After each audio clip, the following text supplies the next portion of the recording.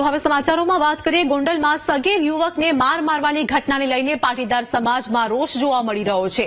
જેમાં માર મારવાની ઘટના બાદ રાજકારણ પણ ગરમાયું છે। પાટીદાર આગેવાનોને પડકાર ફેંકતી પોસ્ટ સોશિયલ મીડિયા પર વાયરલ થઈ રહી છે। સમાજના કહેવાતા આગેવાનો ક્યાં ગયા? સિંહ તો વિઠ્ઠલ રાદડિયા હતા, જે સમાજ માટે બંદૂક લઈને પણ ફરતા। તો ગોંડલ તાલુકામાં પાટીદારોની વસ્તી વધુ છતાં કેમ નથી મળતી ટિકિટ, તેવા અનેક પ્રશ્નો પણ જોવા મળી રહ્યા છે। સંવાદદાતા ભાવેશ અમારી સાથે જોડાઈ ગયા છે। ગોંડલમાં સગીર યુવકને માર મારવાની ઘટનાને લઈને રાજકારણ પણ હવે ગરમાયું છે। શું હાલની વધુ અપડેટ? ચોક્કસથી જે પ્રમાણે ગોંડલમાં સગીર યુવક છે તેને માર મારવાનો બનાવ સામે આવ્યો હતો અને ત્યારબાદ હવે રાજકારણમાં ગરમાવો આવશે। ગોંડલમાં જે પાટીદાર સગીરને માર મારવામાં આવ્યો હતો ત્યારબાદ હવે પાટીદાર આગેવાનો છે તે જે પાટીદાર આગેવાનોને પડકારતા આ ગોંડલના યુવાનો છે તેમના દ્વારા સોશિયલ મીડિયા ઉપર પોસ્ટ છે તે વાયરલ કરવામાં આવી રહી છે। સિંહ તો વિઠ્ઠલ રાદડિયા હતા, જે સમાજ માટે બંદૂક લઈને પણ નીકળતા હતા। જ્યારે હાલમાં જે પ્રકારની ઘટના બની છે ત્યારે ગોંડલ તાલુકામાં પાટીદારોની વસ્તી વધારે હોવા છતાં પાટીદારોને કેમ ટિકિટ આપવામાં નથી આવતી, આ પ્રકારની સોશિયલ મીડિયામાં પોસ્ટ છે તે વાયરલ કરવામાં આવી રહી છે। ઉલ્લેખનીય છે કે જે કહી શકાય છે કે ગોંડલમાં પાટીદાર યુવકને માર મારવાનો મામલો સામે આવ્યા બાદ ત્યાં પાટીદાર સમાજનું સંમેલન પણ યોજાયું હતું અને આવતીકાલે ગોંડલ બંધ રાખવાનું પણ એલાન જાહેર કરવામાં આવ્યું છે। આ બધાની વચ્ચે હવે પાટીદાર યુવાનો દ્વારા સોશિયલ મીડિયા ઉપર જે પોસ્ટ છે તે વાયરલ કરવામાં આવી રહી છે। પૂર્વ સાંસદ અને પાટીદાર દિગ્ગજ નેતા છે જે વિઠ્ઠલ રાદડિયા છે તેમને યાદ કરતી પોસ્ટ છે તે મૂકવામાં આવી રહી છે। ક્યાંક ને ક્યાંક જે ફરી એક વખત જે આ ગોંડલનું રાજકારણ ગરમાયું છે તેને લઈને ચકચાર મચી જવા પામી છે। જી ભાવેશ, પાટીદાર સમાજની બેઠક પણ મળી હતી, હવે તો રાજકારણમાં પણ મુદ્દો ઉઠ્યો છે। શું પગલાં લેવાઈ શકે છે આગળ? ચોક્કસ જે પ્રમાણે હવે ઘણા છેલ્લા સમયથી જે અહીંયા ગોંડલમાં વિધાનસભાની જે બેઠક છે ત્યાં કહી શકાય છે કે ભાજપ દ્વારા જે પ્રમાણે ટિકિટો આપવામાં આવી રહી છે, સામે કોંગ્રેસ દ્વારા પણ ટિકિટો વહેંચવામાં આવતી હોય છે, પરંતુ ચોક્કસ સમાજ છે તેમને બાકાત રાખવામાં આવતો હોય છે તેવી હવે માંગણી ઉઠી છે। એટલે કે આગામી જે ચૂંટણી છે તેના ઉપર પણ આની અસર છે તે સ્પષ્ટ રીતે જોવા મળી શકે છે।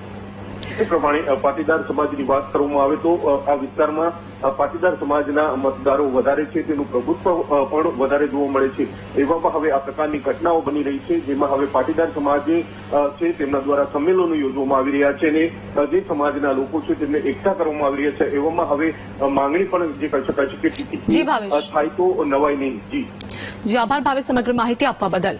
તો આપણી સાથે આજ મુદ્દે પાટીદાર સમાજના અગ્રણી રાજુભાઈ જોડાઈ ગયા છે। રાજુભાઈ, ઘટના અંગે વાત કરીએ કે સગીર યુવકને માર મારવાની ઘટનાને લઈને હવે રાજકારણ પણ ગરમાયું છે। શું આપની માંગ અને શું પ્રતિક્રિયા છે આપની? રાજકારણ ગરમાવાનો કોઈ પ્રશ્ન જ નથી। આવો જાહેરમાં થયેલો અન્યાય કોઈ પણ સમાજ હોય એ સહન ના કરી શકે અને આ ગોંડલની ગુંડાગીરી ક્યાંથી ઉત્પન્ન થઈ અને કઈ રીતે વિફરી છે એ જગ જાહેર છે। આરોપીઓને બેને પકડી પાડવામાં આવ્યા છે અને જેલ હવાલે પણ કરી દેવામાં આવ્યા છે। પાટીદાર સમાજની માંગ હતી કે એનું જાહેરમાં ગૃહમંત્રીના આદેશ અનુસાર સરઘસ કાઢવામાં આવે, રીકન્સ્ટ્રક્શન કરવામાં આવે। આવું કશું થવાનું નથી। ગોંડલ કાયદો વાયદું કરે છે એક વ્યક્તિનું, જેનું નામ છે જયરાજસિંહ જાડેજા। રાજુભાઈ, આગળ જે પ્રમાણે હવે પોલીસ દ્વારા કાર્યવાહી થઈ રહી છે, શું લાગી રહ્યું છે આપને? શું કાનૂન પર કોઈ ભરોસો નથી રહ્યો? કેમ કે કાર્યવાહી તો થઈ રહી છે, થોડી પણ રાહ આપ જોઈ શકી રહ્યા છો। જે પ્રમાણે ઘટના બની છે આપણે જોઈ જ રહ્યા છે કે દિવસે ને દિવસે સામાજિક તત્વો સામે કાર્યવાહી પણ કરવામાં આવી રહી છે। પોલીસને શું કાર્યવાહી કરવાની? ઓન રેકોર્ડ છે, વિડીયો ઇલેક્ટ્રોનિક પુરાવો છે, છોકરાને માર માર્યો છે, સામે મેડિકલ છે। પોલીસને કઈ કરવાનું જ નથી। જે કઈ મેડિકલ છે એના આધાર ઉપર કલમનો વધારો કરવાનો છે અને ષડયંત્ર કરીને છોકરાને માર્યો છે તો પૂર્વ આયોજિત કાવતરાની કલમનો ઉમેરો કરવાનો છે। એ કરી અને પોલીસ પોતાની નિષ્ઠા હવે બતાવે। હવે પાટીદારની માંગ જે હતી કે ભાઈ સરઘસ કાઢવાની, એ તો એક ભૂતકાળ જ થઈ ગયું ને। હવે તો એ જેલ હવાલે થઈ ગયા આરોપી। કઈ જેલમાંથી કોઈ મેજિસ્ટ્રેટ નહીં કહે કે તમે જાઓ રિકન્સ્ટ્રક્શન કરવા લઈ આવો। જી આભાર રાજુ, આપ અમારી સાથે જોડાયા તે બદલ।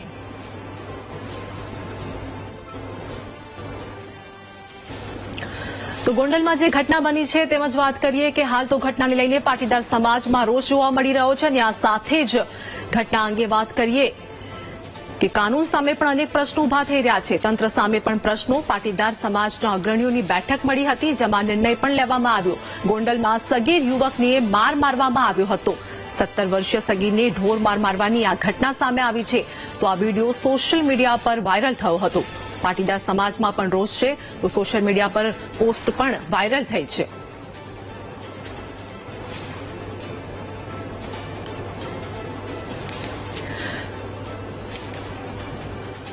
તો આપણી સાથે ધર્મેશ પોટાણી જોડી ગયા છે, જેમને પોસ્ટ વાયરલ કરી હતી.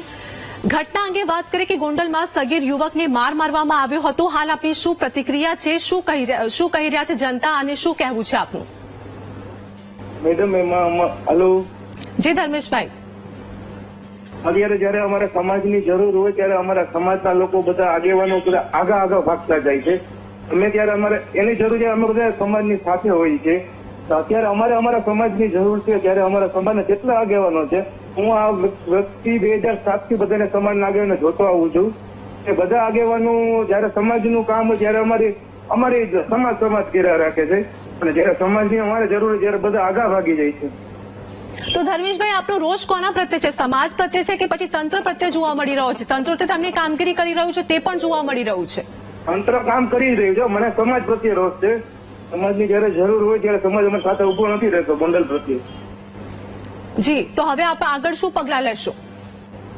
હું તો અમારી ગોંડલ તાલુકાની અમારા સમાજના બધા આગેવાનોને કહું છું કે તમે સમાજ સાથે રહ્યો, કે સમાજ તમને ક્યારે ફગાવી નાખશે તમને ખબર નહીં પડે, કે હું કહેવા માંગુ છું.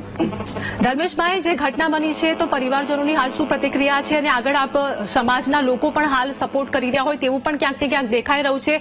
તંત્ર પાસે આપ શું અપેક્ષા રાખી રહ્યા છો હાલ? તંત્ર પાસે હું એવી અપેક્ષા રાખું છું જલ્દી આ વસ્તુનો ન્યાય, બનાવ બન્યો છે ન્યાય મળે તાત્કાલિક. આ લોકો જેને મારપીટ કરે છે તાત્કાલિક વરઘોડો કાઢે. જે હર્ષસંઘવી અત્યારે જે નિવેદન આપેલું છે 100 કલાકમાં જે પગલા લેવાના છે, ગુંડાગીરીઓને નાબૂદ કરવાની છે, તો એ તાત્કાલિક પગલા લે એવી હું ન્યાય રાખું છું. જો આભાર ધર્મેશભાઈ, આપ અમારી સાથે જોડાયા તે બદલ.